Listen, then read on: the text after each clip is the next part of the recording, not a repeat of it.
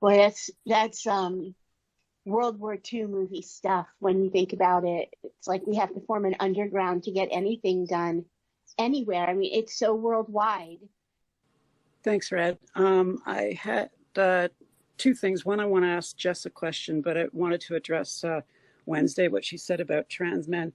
I'm a, for lack of a better word, a detransitioner of 11 years. I'm a middle-aged woman, so I'm one of the older first butch cohorts they latched onto. Um, it's true that there is this flip going on now with the younger, the teenagers. There are adult men pretending to be women. They do this even on gay grinder apps because a lot of these women are now saying they're gay men. So straight men have caught on to this and they'll come on to Grinder. It's Grinder, right? That's the gay men's app, I think. Anyway, they'll go on to Grinder and seek out these trans-identified women, and yeah, say they're gay and hook up with them. I myself was called someone with male privilege. That was the end of it. I mean, from that began my journey into quote unquote detransitioning.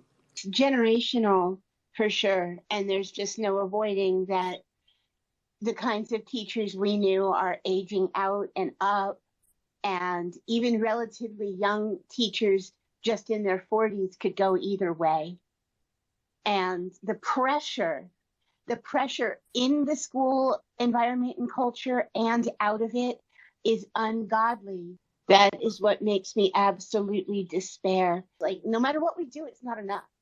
So it's 2023, and in some ways, we've held the wall for some things, but while we're holding one wall, they're just gushing a whole tsunami right over another.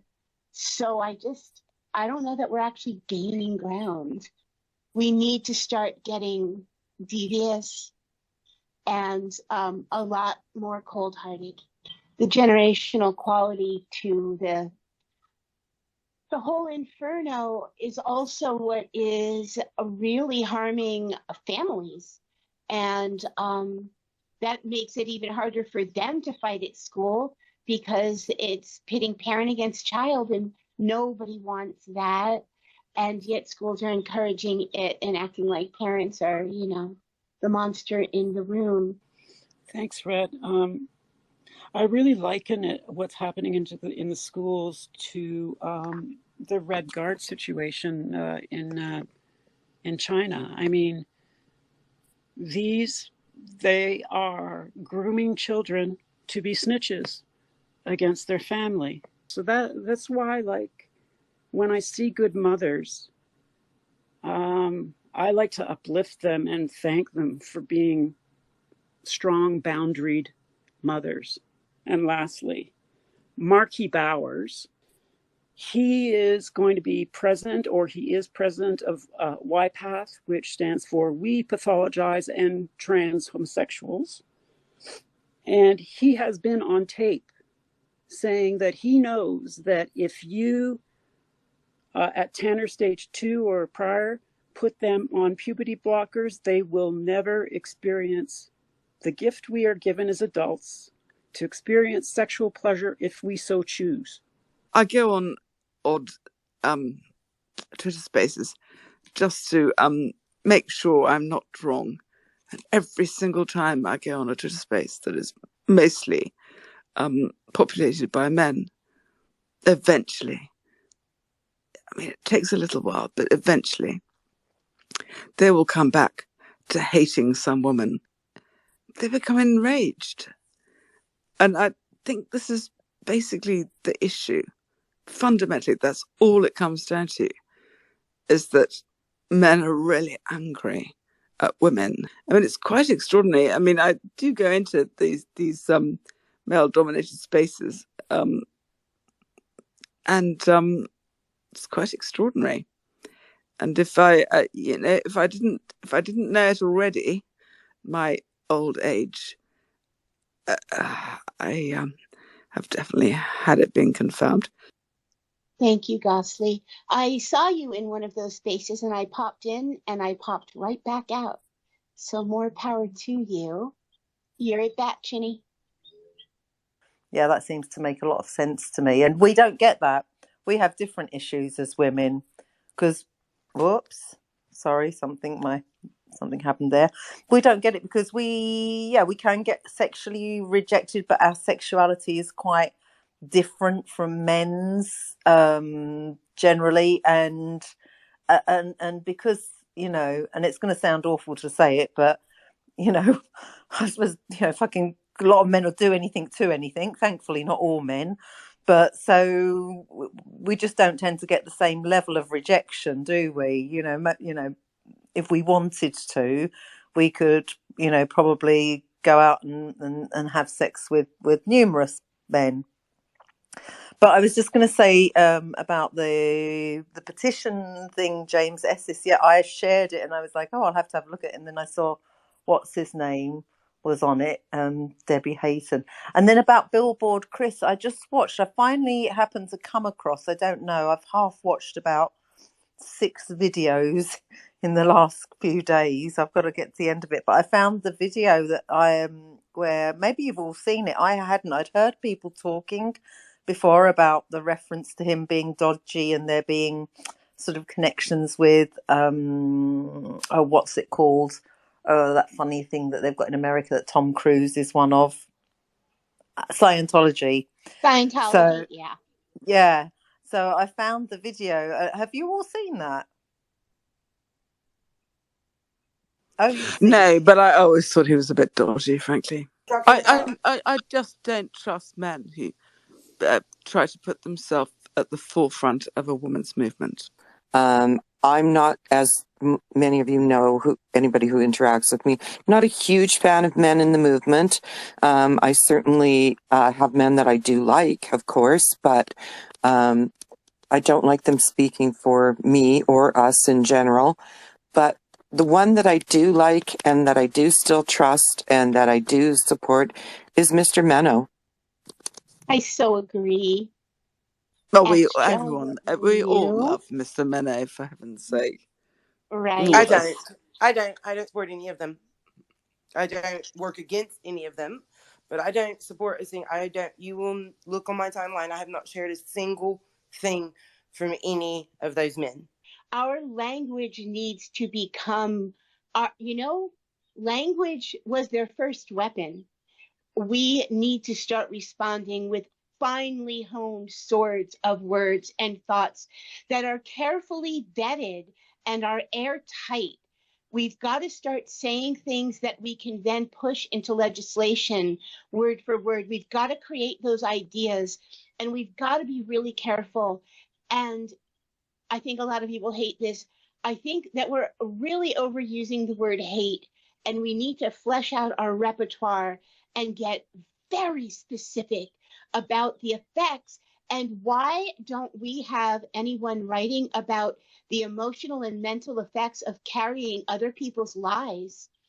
Where people think harm starts, it starts 10 steps before that.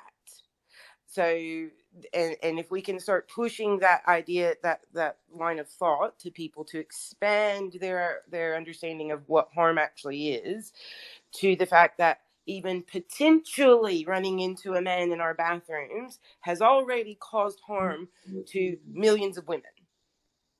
I've actually been sent a message by someone. I have their permission to say who it is, but I'm going to choose to leave them anonymous, just and they can claim it if they want to, but just that. So I'm reading it as I say it. It's about Billboard Chris, that he keeps posting screenshots of distraught suicidal users from the D-Trans Reddit, without blocking their names. And so obviously that opens them up to harassment and further doxing and God knows what else. And that it's that he's not popular within the D-Trans women. due to his insensitivity when handling their stories. And that he's openly a Christian right wing misogynist. And I think that's, we all see him blaming feminism for everything. Yep, I've seen that. But yeah, so he does quite a few things that are over some serious lines for different parts of our movement of women. So with regards to Billboard Chris and all the rest of them, like, I don't want to go to a Billboard Chris event. I don't support him. I don't follow him. He's an unfortunate part of the movement, but he is part of the movement, and he has a place because he reaches people that we hardline women are not going to reach. And it's the same thing. Yes, I mean, right-wing, crazy white men are going to listen to Matt Walsh. They're not listening to us. They aren't going to listen to us if Matt Walsh disappears either. So the thing of it is that for right now, while the battle needs to be this fierce, there's room for all of us. Factions only have power if they know how to pull together when it's time. Otherwise, they're just little piddling groups that can't get anything done on their own.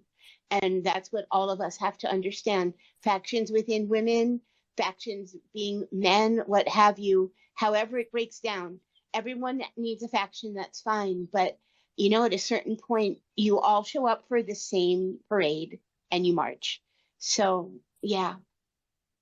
America, the US, strikes me as more heavily gendered in behaviors and attitudes than the UK.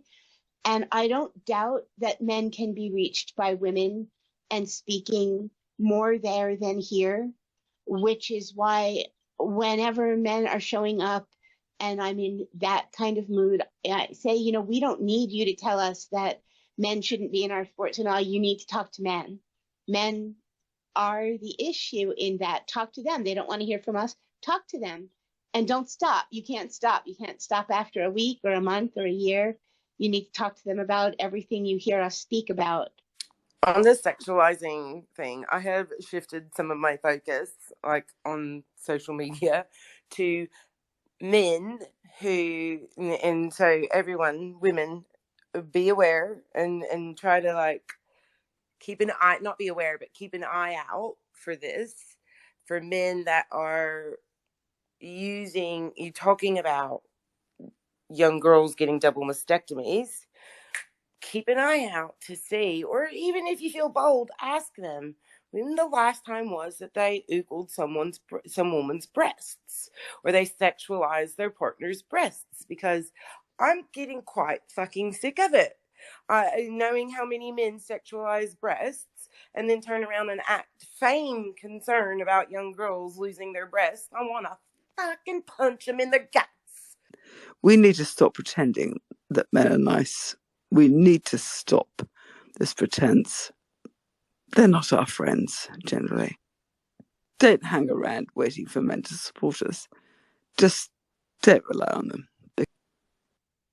Well, I need the assistance of my husband. I do, because I'm disabled, so he comes in handy. Um, but so I don't think but it's like, how do we know which ones are the nice ones? Some of us get married to men, and some of us are happy, and some of us end up getting beaten, and killed. And it's always been the problem of not being able to know which one's which until it's too late, usually. So, which is why we have spaces where we can go without men, like bathrooms and such. No, So, I would generally, I would say that men are fundamentally opposed to women. But no one is here saying we need to have a word about your husband.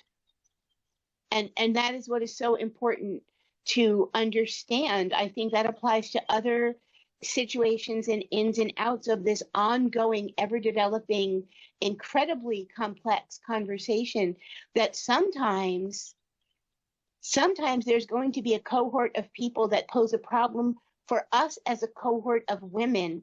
And you might have a person in that cohort. We're not talking about them.